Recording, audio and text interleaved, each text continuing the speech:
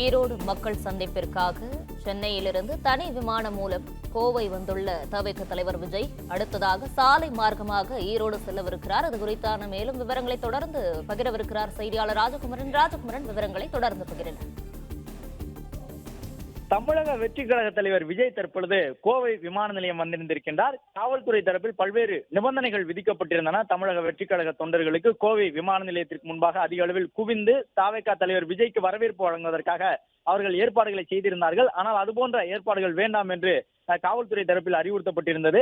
வழக்கமான தன்னுடைய கருப்பு நிற ரேஞ்ச் ரோவர் காரில் பயணத்தை தொடங்கி இருக்கின்றார் தமிழக வெற்றி கழக தலைவர் விஜய். அவருடைய வாகனத்தை பின்தொடர்ந்து தனியார் பாதுகாவலர்களுடைய வாகனங்களும் செல்லக்கூடிய அந்த காட்சிகளை காணுகின்றோம்.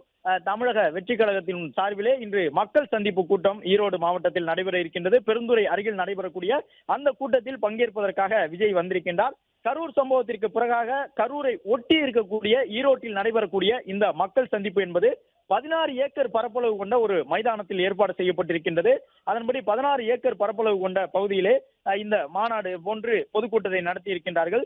அதே போன்று 60 ஏக்கர் அளவிற்கு வாகனங்களை நிறுத்துவதற்கான வசதிகளும் செய்து கொடுக்கப்பட்டிருக்கின்றன. வரக்கூடிய தொண்டர்களுக்கு காலை 8 மணி முதலே பல்வேறு ஏற்பாடுகளை செய்து தவிகவினர் குடிநீர் உள்ளிட்டவற்றை தொடர்ந்து வழங்கி வருகின்றார்கள். விமான நிலைய பகுதியிலே காவல்துறையினருடைய தடுப்புகளையும் மீறி நூற்றுக்கணக்கான தொண்டர்கள் அங்கே காத்திருக்கக்கூடிய காட்சிகளை காணுகின்றோம்.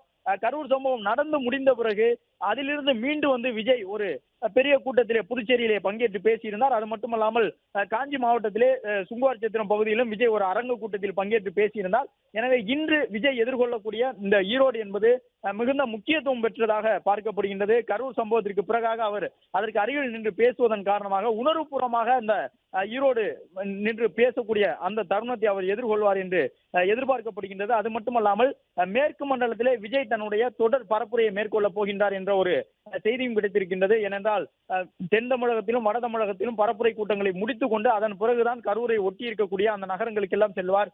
ஈரோடு, திருப்பூர், கோயம்புத்தூர், நாமக்கல், சேலம், தருமபுரி, கிருஷ்ணகிரி, திருவண்ணாமலை அந்த பகுதியில் இருக்கக்கூடிய அந்த மேற்கு மண்டல மாவட்டங்களுக்கெல்லாம் விஜய் மிகவும் தாமதமாகத்தான் பயணத்தை மேற்கொள்வார் என்று சொல்லப்பட்டது. ஆனால் விஜய் இப்பொழுது செங்கோட்டையனுடைய வரவுக்கு பிறகு மேற்கு மண்டலத்தை மிகுந்த முக்கியத்துவம் கொண்டதாக பார்க்கின்றார்.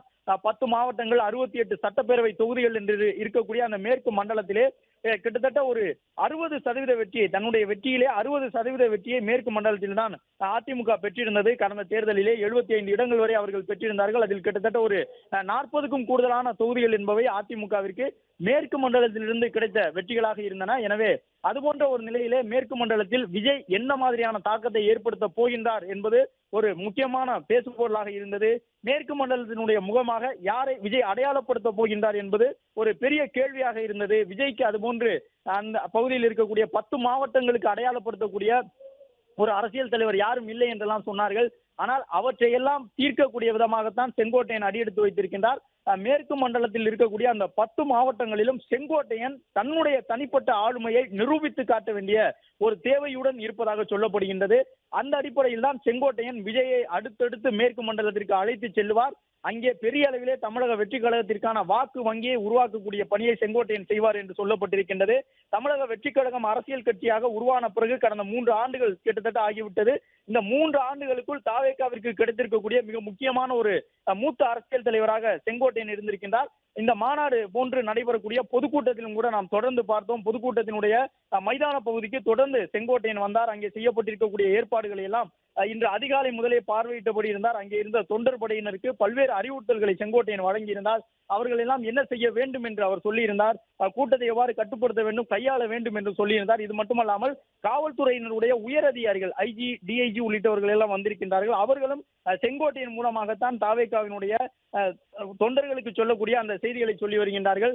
செங்கோட்டையன் மூலமாகத்தான் கூட்டத்தை கட்டுப்படுத்துவதற்காக தமிழக வெற்றி கழகத்தினுடைய நிர்வாகிகளுக்கு தங்களுடைய அறிவுறுத்தல்களை அவர்கள் வழங்கி வருகின்றார்கள். விஜய் தற்பொழுது கோவையில் இருந்து புறப்பட்டிருக்கின்றார். இன்னும் சற்று நேரத்திலே கிட்டத்தட்ட ஒரு 70 கிலோமீட்டர் தூரத்தில் இருக்கக்கூடிய அந்த பெருந்துறை அருகில் இருக்கக்கூடிய பகுதியில் இந்த பொதுக்கூட்டத்திலே விஜய் பங்கேற்க இருக்கின்றார். விஜயினுடைய வருகையை முன்னிட்டு காவல்துறை சார்பில் பல்வேறு பாதுகாப்பு ஏற்பாடுகள் செய்யப்பட்டிருக்கின்றன. தவிக தொண்டர்கள் உற்சாகத்தோடு அங்கே காத்திருக்கின்றார்கள் என்பதை நாம் பார்க்கின்றோம். தமிழக வெற்றி கழகத்தினுடைய பாடல்கள் தொடர்ந்து இசைக்கப்படுகின்றன. அந்த பாடல்களுக்கு ஏற்ப அவர்கள் நடனமாடியபடி விஜயினுடைய வருகையை எதிர்நோக்கி காத்திருக்கின்றார்கள். பறக்கக்கூடிய டோன்களில் எல்லாம் தமிழக வெற்றி கழகத்தினுடைய அந்த கொடியை கட்டி தாவேகா கொடியோடு ட்ரோன்கள் பறக்கக்கூடிய காட்சிகளை காணுகின்றோம். இது மட்டுமல்லாமல் மைதானம் அமைந்திருக்கக்கூடிய அந்த பொதுக்கூட்டம் நடைபெறக்கூடிய பகுதியிலே பறக்கக்கூடிய ட்ரோன்களிலே தாவேகாவின் நிறம் பொறிக்கப்பட்ட அந்த துண்டுகளும் சேர்த்து பறந்து கொண்டிருக்கின்றன. இவ்வாறு உற்சாகத்தோடு விஜயின் வருகையை அவர்கள் எதிர்நோக்கி இருக்கின்றார்கள். இன்று காலை 5 மணி அளவிலேயே நூற்றுக்கணக்கான தொண்டர்கள் அங்கே வந்து விட்டார்கள். 60 பகுதியாக அந்த கூட்டம் நடைபெறக்கூடிய பகுதியை காவல்துறை பிரித்து வைத்திருக்கின்றது. ஒவ்வொரு பகுதியிலும் சிசிடிவி கண்காணிப்பு கேமரா பொருத்தப்பட்டிருக்கின்றது. அருகிலேயே கட்டுப்பாட்டு அறை அமைத்து ஐஜி, டிஐஜி உள்ளிட்டவர்கள் அமர்ந்து கூட்டத்தை கண்காணித்துக் கொண்டிருக்கின்றார்கள். ஏற்கனவே குறிப்பிட்டு சொன்னவாறு இந்த கூட்டம் கரூர் சம்பவத்திற்கு பிறகு மேற்கு மண்டலத்தில் நடைபெறக்கூடிய கூட்டம் என்பதையும் கடந்து புதுச்சேரியிலே விஜய் சொல்லியிருந்த பல்வேறு கருத்துக்கள், காவல்துறை தொடர்பாக அவர் கூறியிருந்த அந்த விமர்சனங்கள் எல்லாம் தமிழக காவல்துறை தொடர்பாக பல கருத்துக்களை சொல்லியிருந்தார். எனவே காவல்துறை வழக்கத்தை காட்டிலும் இந்த முறை விஜயினுடைய இந்த கூட்டத்திற்கு பல்வேறு நிபந்தனைகள், பாதுகாப்பு நடைமுறைகளை பின்பற்றி இருக்கின்றார்கள். அதே நேரம் தாவேகா சார்பிலும் காவல்துறை வழங்கியிருந்த அறிவுறுத்தல்களை பின்பற்றி குடிதண்ணீர் உள்ளிட்டவற்றிலே கவனம் செலுத்தி இருக்கின்றார்கள் என்பதை பார்க்க முடிகின்றது. 12 இடங்களிலே மிகப்பெரிய தண்ணீர் தொட்டிகள் வைக்கப்பட்டிருக்கின்றன. இது மட்டுமல்லாமல் வாட்டர் பாட்டில்கள் மூலமாக தொடர்ந்து அங்கே இருக்கக்கூடியவர்களுக்கு தண்ணீர் வழங்கக்கூடிய பணியும் நடந்து கொண்டிருக்கின்றது. தாவேகா சார்பிலே நடைபெறக்கூடிய இந்த அரசியல் பொதுக்கூட்டத்தில் பங்கு பெறுவதற்காக பல்வேறு மாவட்டங்களில் இருந்து நிறைய பேர் வந்திருக்கின்றார்கள்.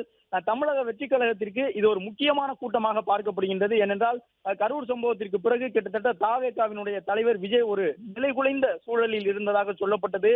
2 மாதங்கள் எந்த விதமான மக்கள் சந்திப்புகளையும் அவர் மேற்கொள்ளவில்லை. பல்வேறு கட்சிகளும் விஜய் தொடர்பாக விமர்சனங்களை முன்வைக்க தொடங்கி இருந்தார்கள். இந்த சூழ்நிலையில் தான் மீண்டும் தன்னுடைய பழையபாணி அரசியலுக்கு விஜய் திரும்பி இருக்கின்றார்.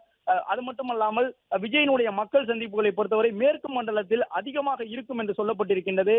விஜயின் வாகனத்தை பின்தொடர வேண்டாம் என்று அறிவுறுத்தி இருந்தாலும் ஒரு சில தொண்டர்கள் தொடர்ந்து அவருடைய வாகனத்தை பின்தொடர்ந்து வரக்கூடிய அந்த காட்சிகளை காண முடிகின்றது. அதே நேரம் சாலை ஓரமாக இருக்கக்கூடிய நிர்வாகிகள், தொண்டர்கள், பொதுமக்கள் வழங்கக்கூடிய வரவேற்பினையும் விஜய் ஏற்றுக்கொண்ட வண்ணமாக தன்னுடைய கரங்களை அசைத்து அவர்களுக்கு நன்றி தெரிவித்தவாறு பயணம் செய்யக்கூடிய அந்த காட்சியை காணுகின்றோம். கோவை மாநகர பகுதியில் தான் விஜய் இருக்கின்றார். தமிழகத்தினுடைய மிக முக்கியமான தொழில்சார் நகரமாக கோவை இருக்கின்றது. கோவையினுடைய 10 சட்டப்பேரவை தொகுதிகளும் அதிமுக வசம்தான் இருக்கின்றன.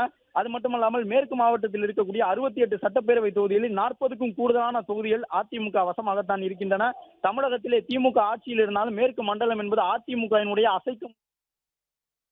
பிளே ஸ்டோர் மற்றும் ஆப் ஸ்டோரில் இருந்து பாலிமர் செயலியை QR கோடு மூலம் பதிவிறக்கம் செய்யுங்கள். செய்திகளை உடனுக்குடன் பெறுங்கள்.